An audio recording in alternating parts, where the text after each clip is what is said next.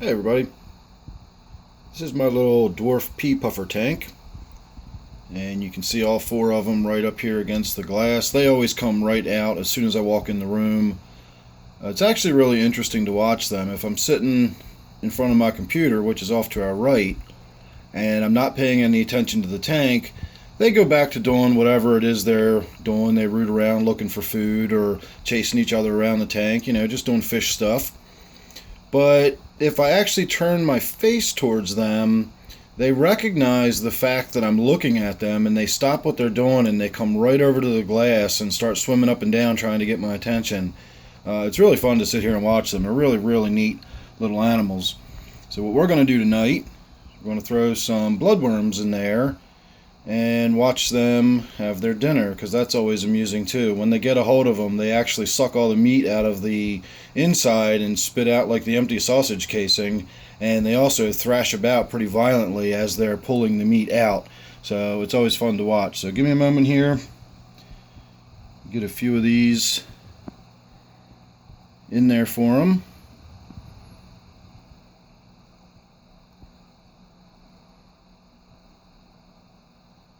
And they really go to town on them.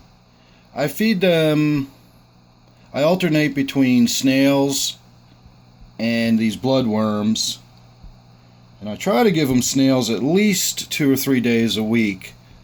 These are fish that have a very meaty diet in nature, so you're not going to overdo it by feeding them meaty foods like this. In fact, meaty foods is the only thing they'll eat. They won't eat flakes or pellets or anything. You've got to throw either little bits of shellfish, clams, shrimp, stuff like that will get eaten. Freeze-dried krill will get eaten. Of course, they love these little bloodworms, and they are also really, really good at eating snails.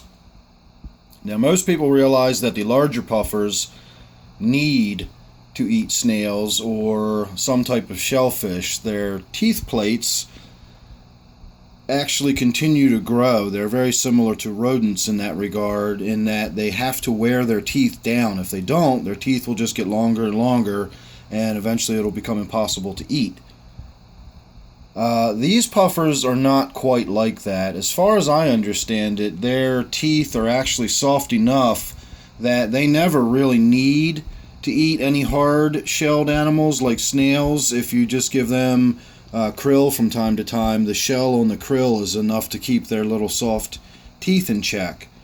But I do feed them snails. I've got a figure 8 puffer downstairs. I have a small tank that I breed snails in, and so I've always got an abundance of them. Plus I have a ongoing partnership, I guess you could call it, with one of my big chain pet stores. They have to clean the snails out of their tank anyway, so when I'm in there, if they've got some time on their hands, if they're not really busy or crowded, they'll collect up as many snails as they can get while I'm in there, and I can always bring home a nice big bag full of small snails. And I throw some larger ones in here. It gives them a little more of a challenge because they are so small and their teeth are so soft.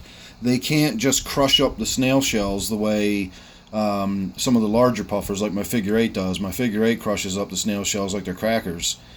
But these guys can't do that. So if I throw a snail in there that's maybe the size of a pea, that's pretty much almost the size of these fish themselves. They're tiny little things, as you can see.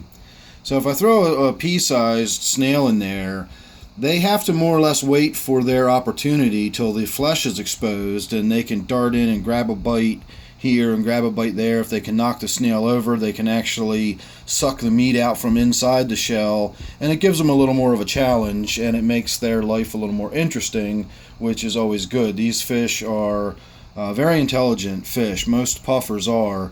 All puffers are, as far as I know, and they need what you could call enrichment, I suppose. They need activity in their tank. They need stuff to explore and look at. Having other fish in there to interact with is important. And, of course, interacting with me when I come in the room is important, too. I always come over and talk to them. They're very aware of me. They're very, very intelligent fish, like I said. So giving them some natural forage and giving them some snails to hunt during the day when I'm not in here, it just keeps them busy, and it will help keep them healthier. But I don't believe it's absolutely necessary for their teeth. So make what you want of that. If you do have these puffers, if you want to get some of these puffers, they are freshwater. And you can see they're very small. They're not called dwarf pea puffers by accident. Sometimes they're called pygmy puffers. They are dwarf Malabar puffers. They go by quite a few different names, but I think dwarf Malabar is their sort of official name.